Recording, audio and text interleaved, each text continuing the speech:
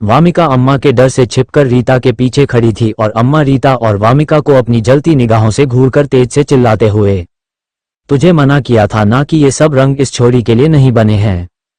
इतना बड़ा पाप कर दिया तूने इसको ये लाल रंग पहनाकर। मना किया था ना कि समझा देना इसको कि विधवा है ये रंग साज सज्जा घूमना फिरना पढ़ना लिखना नहीं बना इसके लिए। फिर तेरी हिम्मत कैसे हुए इसको ये पहनाने की। फिर वामिका को खींचकर उसके पीछे से निकाल चिल्लाते हुए, निकाल इस कपड़े को, निकाल इसको, नहीं बनी ये तेरे लिए, विधवा है तू, मनहूस है, शादी होते ही पति को खा गई। वो आगे और कुछ भी बोलती तब तक रीता उनके पैर पकड़ रोते हुए, अम्मा माफ कर दो मुझे, मैं आगे से याद रखूंगी, लेकिन मेरी बेटी को ऐसी कड़वी बातें मत बोलो अम्मा, छोटी बच्ची है वो, उसको नहीं समझ है इन सब की, एक बार माफ कर दो अम्मा।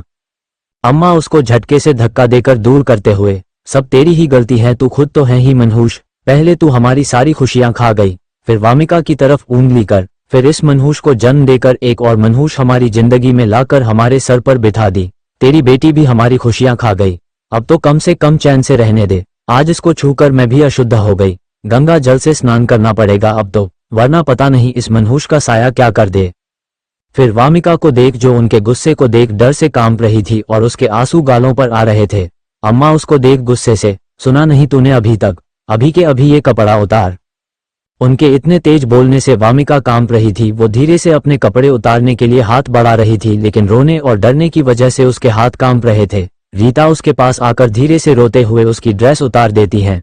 अम्मा उनके पास आकर रीता के हाथ से वो ड्रेस लेकर जमीन पर फेंक देती हैं। वामिका अपनी मासूम आंखों से उस ड्रेस को देख रही थी। अम्मा उस ड्रेस को अपनी जलती निगाहों से देख अपने पैरों तले रौंद देती हैं। वामिका रीता से चिपकी रोते हुए उस ड्रेस को देख रही थी। अम्मा पूरे कमरे में अपनी निगाहें चलाती हैं और उन्हें कमरे में एक माचिस दिखाई देती हैं। अम्मा दोनों को अपनी जलती निगाहों से घूरकर उस माचिस को उठाकर लाती हैं और दोनों माँ बेटी को देखते हुए उस माचिस को जलाकर उस ड्रेस पर फेंक देती हैं। थोड़ी ही देर में वो ड्रेस जलकर राख हो जाती है और उसके साथ साथ उस नन्ही सी मासूम की जान की ख्वाहिश भी। रीता अपनी आंखें कसकर बंद कर लेती है। अम्मा उस राख को देख खुश हो रही थी। अम्मा रीता को देख गुस्से से, तूने मेरे मना करने के बावजूद भी इस छोरी को ये कपड़े पहनाए, मेरी बात काटने के लिए सजा तो तुझे मिलनी चाहिए। आने दे, बलवंत को बताती हूँ उसको कि तूने क्या किया, कहकर दोनों को घूरते हुए निकल जाती हैं। उनके जाते ही वामिका डर से और जोर जोर से रोने लगती है। रीता अपने घुटनों के बल बैठ उसके पास बैठ उसके चेहरे को अपने हाथों में भर उसको शांत करवाते हुए, शशिश चुप जा लारो, कुछ ना हुआ, ऐसे रोते नहीं बच्चे, शांत हो जा।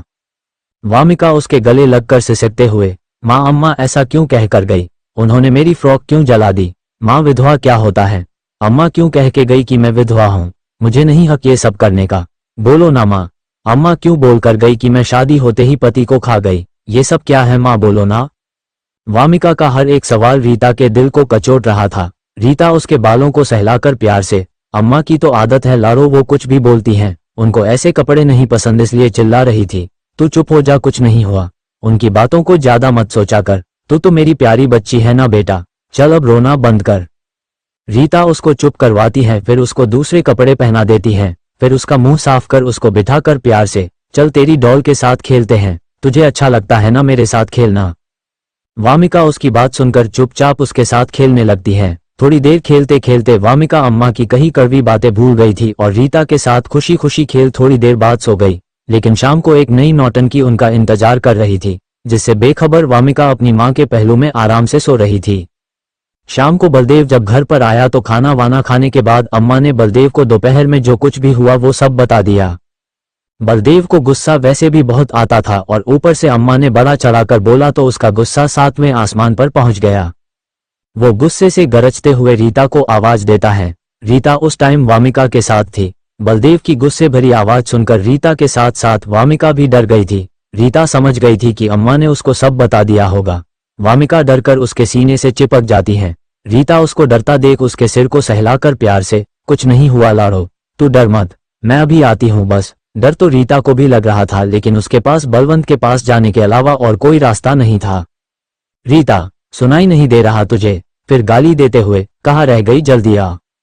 रीता भागते हुए आती है और उसके सामने खड़ी हो जाती है। बलदेव उसको घूरकर चिल्लाते हुए, तुझे जब अम्मा ने माना किया था कि तू उस छोरी को वो रंगीन कपड़े नहीं पहनाएगी तो तेरी हिम्मत कैसे हो गई उनकी बात काटने की। रीता उसकी बात सुनकर डरते हुए, वो माफ कर दीजिए।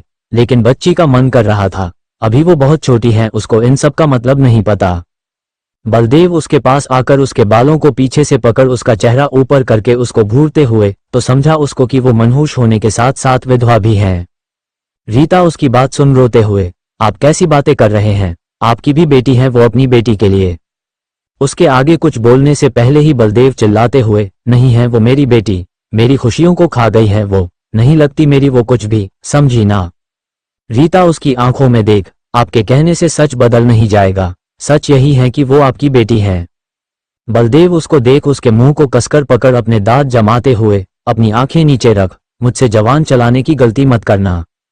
उसके कहने पर भी रीता अपनी नजरें नहीं हटाती तो बलदेव उसके एक थप्पड़ मार चिल्लाते हुए आंखें नीचे रख कहता है, फिर उसको जोर से धक्का देता है जिससे रीता नीचे गिर जाती है। बलदेव उसको एक लात मारकर उंगली दिखाते हुए, आज के बाद मुझसे बहस करने की कोशिश भी मत करना और मेरी अम्मा की बात काटने की गलती कभी मत करना, वरना तेरे लिए बिल्कुल भी अच्छा नहीं होगा।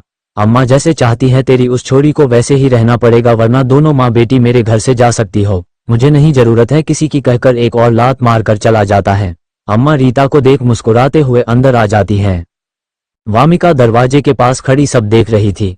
अपनी माँ को ऐसे रोता देख वो भागकर उसके पास आती है और अपने हाथों से उसके आंसू साफ कर उसके गले लगकर, मुझे माफ कर दो माँ, मैं अब कभी जिद नहीं करूंगी, जैसे कपड़े आप पहनाओगे वैसे ही पहन लूंगी, मेरी वजह से आपको इतना कुछ सहना पड़ा, मैं कभी अब जिद नहीं करूंगी और अम्मा और पापा से भी बात नहीं करूंगी।